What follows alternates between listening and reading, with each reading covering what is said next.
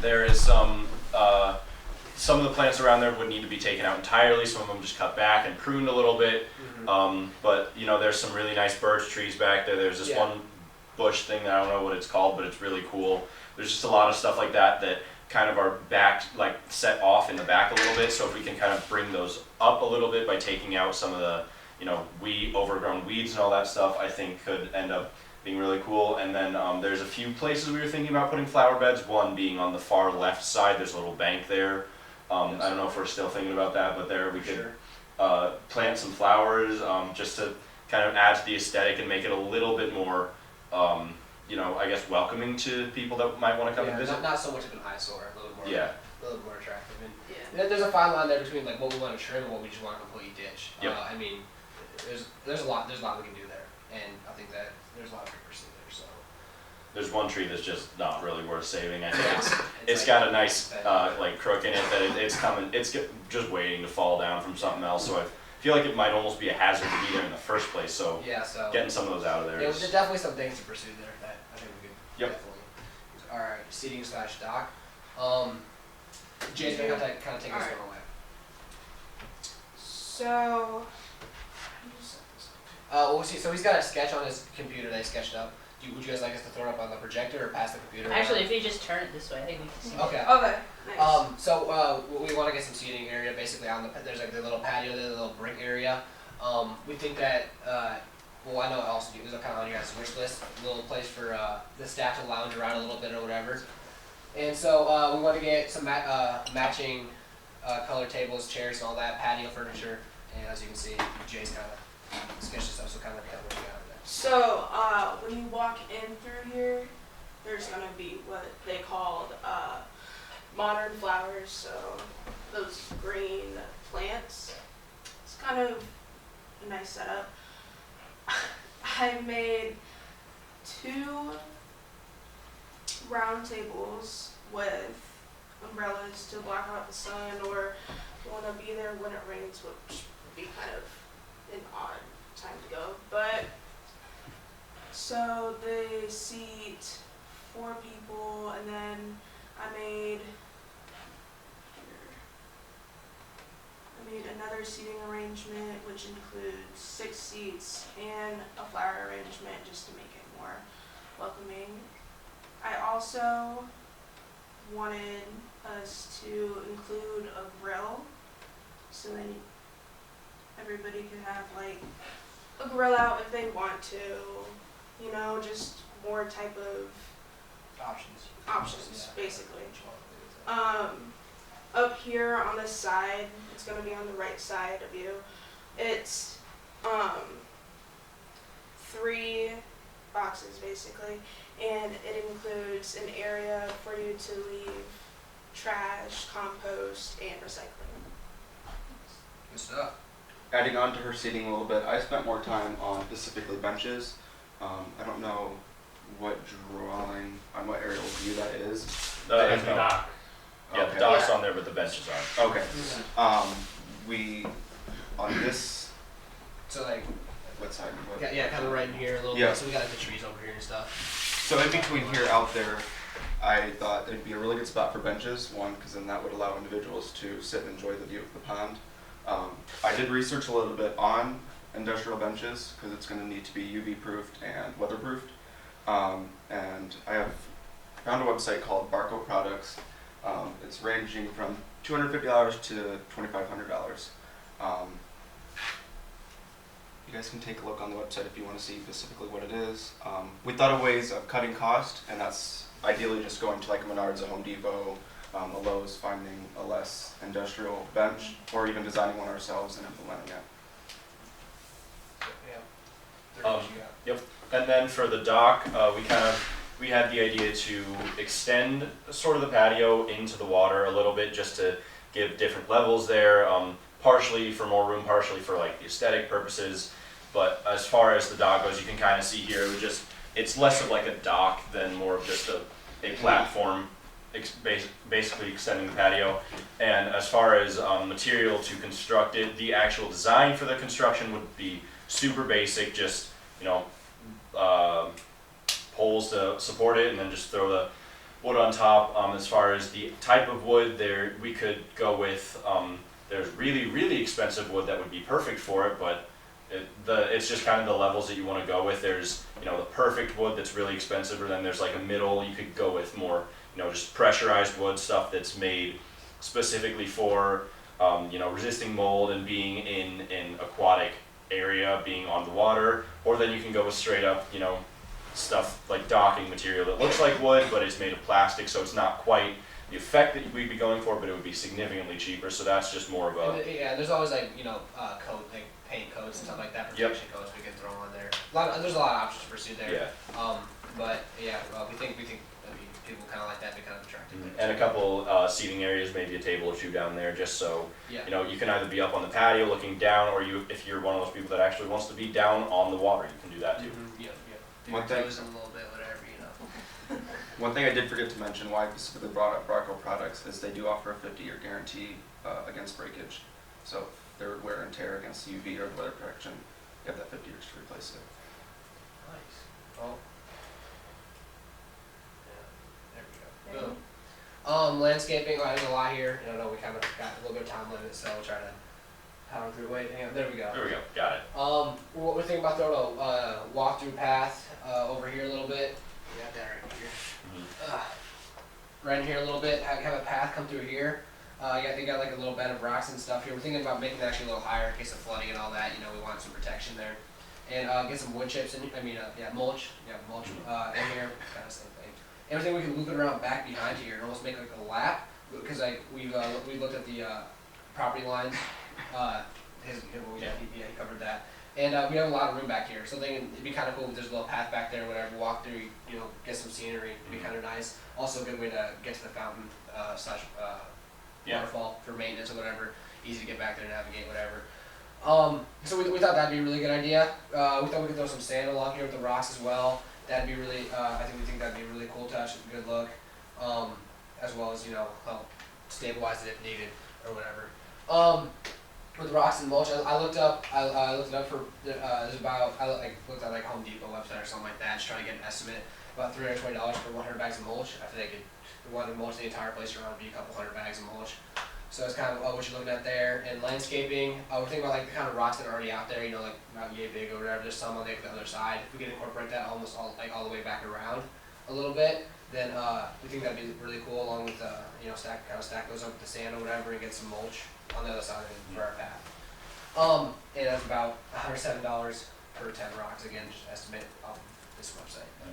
And we might want to put some sort of lining underneath the rocks, just for Chris said, if those water levels rise. On the one hand, you want the rocks to be there so that they don't flood over onto the path, just because that would kind of throw a lot of stuff off. But at the same time, you don't want it to get underneath the path either, because then you got erosion and things are going to start falling in, and that's just going to be kind of a bad. So basically the lining that's already out there, just kind of to get that underneath where we want it to be, and then put the mulch over top of that. Exactly. Yep. Yeah. Got anything else on that? Pretty good. All right. Fish. I kind of looked at this. One way to keep algae out is first of all clean it out, and second of all, want some fish that eat algae. It's kind of its own maintenance type deal.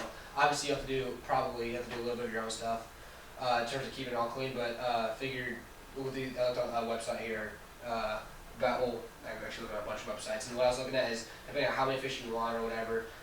There's a lot of different algae eating fish type species or whatever. There's a lot of species out there that eat algae. Yeah, y'all got me. But we're looking at smaller fish. It's not a big pond. Throw a couple in there, let them breed, whatever. $199 to $20, depending on what you want. And we were thinking about throwing a little educational, informational plaque out there, a little bit, kind of read up on what fish we got, why we got them, benefit the pond a little bit. Yeah, our team just thought we could better serve individuals out of the pond by educating them on the pond's ecosystem.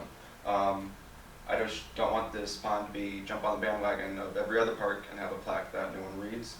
So creating something that would be engaging, interactive, because personally, if I had a plaque that was interactive, I'd be way more engaged and willing to read that than if it was just plain old plaque. I don't have any specific cost on that, because with that being interactive, we thought that's something we could create ourselves and come up with ideas for that. Yeah. So definitely thought maybe throw it by the bench or something. You're sitting there on the bench, eating your sandwich and reading the plaque. It's like it's a win-win-win. And real quick, while we're on the topic of algae, I don't think we have a specific slide for that. But there's a few ways to kind of try to prevent the algae, but there's no way to completely cut it out. It's just going to happen. There's ways to make it less apparent, I guess. But basically, all it is we just are going to have people out there pretty infrequently cleaning it up because it's not that big of a deal. But one big thing is in whatever sort of fertilizer you're using for the ridiculously green grass out there. It's beautiful. But whatever kind of fertilizer you're using for that, you might want to look to switching to something that is phosphorus free, because having the phosphorus in that fertilizer, that will eventually drain out to the pond, and that phosphorus is what kind of not necessarily creates the algae, but that makes it grow a lot faster. So kind of looking at different fertilizer options. I don't know about prices for that. I couldn't really find anything, but just whoever does your lawn care, just talking to them about that, because using that, the general types of fertilizers that most people will use will often create that sort of muck and green stuff in the pond, which again you can continue to do that and have it in there and just have people cleaning it out more often, or have these fish go, even like have more of the fish. It's all just kind of how you want to go about dealing with the algae itself, but there's lots of different options on how to prevent it. It's just kind of what you want to go with. Touche, yeah. Good stuff there. Alright, waterfall. There was one there over there before in that over here in like this corner a little bit. Right here's where we kind of want to get that pump back working again. There's a little electrical over here that Matt showed us earlier. But we thought a waterfall would be really good. Just filter, keep the water moving. It's always good for just these still waters. Just like it can get yucky real fast, whatever, bugs, all that. Keep it health. First of all, health. Second of all, the thing would be very attractive. It'd be almost soothing at the waterfall. Like it's just it sounds kind of nice. Yeah. Looked into it. It can be like if you want to install yourself, it's actually not too bad. Like all the pumps and stuff for the waterfall they're actually fairly cheap. I got the website there for them. The waterfall is the design itself. It's kind of our own thing, but the pumps were pretty easy range of options of price options, but nothing too serious. Looks like. And like Chris said, it's the waterfall. I'm sure as you've noticed is already there. It's just a matter of getting it up and running again. So really, we could make some tweaks to the designs with the rocks, but I think it's pretty nice how it is. It's just getting that pump in there and figuring out how to get the water going. Yeah. Yep. So I mean, it's there. Let's use it. So I guess Yep. getting on a little bit. Lights. Yeah, simply just wanting light on the pond, evenings, early mornings, easier to see, and especially with the waterfall, incorporating some kind of colorful lights or even just plain LED lights would bring more life to the waterfall. And there's also different options there as well. Like you want them underneath, and the water, which would be tougher and more expensive. We're just thinking kind of a couple lights on the on the waterfall. You can see that early morning, late PM, whatever. Look kind of nice, as well as some just hitting the water, reflecting off. Yep. Showing that kind of gleam on the water at night is gonna just. I think it'd be really pretty. So. Could even do some of the small landscaping like that you see in residential homes along the walking path if that were to be put into place. Exactly. Lighting, it varies a lot. I researched into this. Amazon has some, but you have to be careful with those because some of those are plastic. They're going to be up there with 1D, feather, stuff like that. So $35 to $500 is what the range of cost is. $35, I'm guessing that's going to be more residential. $500 is going to be more industrial for the instance that we're wanting. Yeah, basically more expensive, more enduring it'll be. So it's pretty basic with most things. Final statement. We're pretty confident in how we want this to look. We got some good ideas, whatever. And we've enjoyed doing this. We're excited to be pitching to you guys today. And before we hit this last one, any questions from you guys? Any concerns or anything? Clarifications? Yeah. No, you guys did a good job. Thank you, sir. No, I like I love the dock. I like the idea of the walking path that goes all the way all the way around, around it. because I think that would get used. So, in cleanup, would you guys drain the pond, or what were your thoughts? Or just rake it clean? And No, yeah, Essentially a just lot of rake it, yeah, a lot of the algae and stuff Mhm. is pretty easy to just kind of get rid of. But there's ugly weeds and stuff in the bottom of that Oh, pond, yeah. and so we really just get in there and we just have to yank them out of the ground. Okay. And then so once we start getting some more life in there or whatever, I mean, it should be easier for keep the fish keep it cleaner. We keep, you do like a monthly or like every couple months, you know, have some guy go out there, look at the Right. waterfall, whatever, and just, you know, kind of timed, intervals of, you And- know, when you wanna keep it clean. Yep, and real quick, actually, I could be wrong about this. I'm fairly confident in this answer, but you never know. But I believe if we get that trash out of there first and then start to trim stuff back and leave the algae in there for a few days, that water itself is already pretty clean. Yeah. And so to get the trash out of there and then let the algae kind of do its thing, because if it's there before we take it out, might as well let it clean out the water, because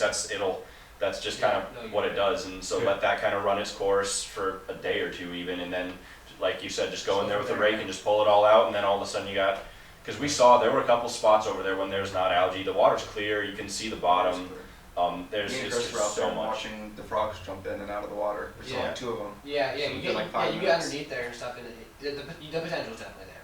I mean, it's, It's a very good ecosystem. There's tons of plants and a Oh, lot it of is, animals in and out of the It water really over is. there. So How deep is it? Do you have a sense for how deep the Yeah. pond is? it's not very yeah, it's no No. more than, It's, I say the deepest Maybe part is 3 or maybe 4. 2-3 feet, yeah. Yeah. It's, again, it's deep, it's more towards the edges, it's even shorter. So Ben, the market president, heard that the pump was in fact removed by someone that landscaped it and they're out of Okay. business now. Is there you talked about re-engaging the waterfall.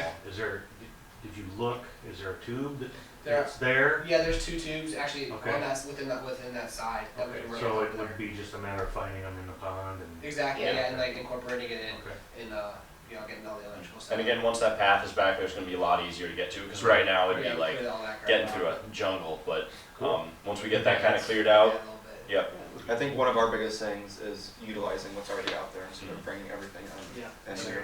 It's already a beautiful space, like Chris said, there's tons of potential there, it's just, needs to be brought back Just to use life. it. you just gotta know what to do with it and Mhm. I don't wanna say take control, cause really just let it take control of itself, I think. Right. Yeah, like we want to keep it natural and more like this is kind of wildlife, more natural. Embrace the feeling. nature. Right, embracing the nature and not like putting in flashy water, like not flashy water, but flashy waterfalls and metal and all Like in this. fountains and all that, Yeah. statues, whatever. Yeah.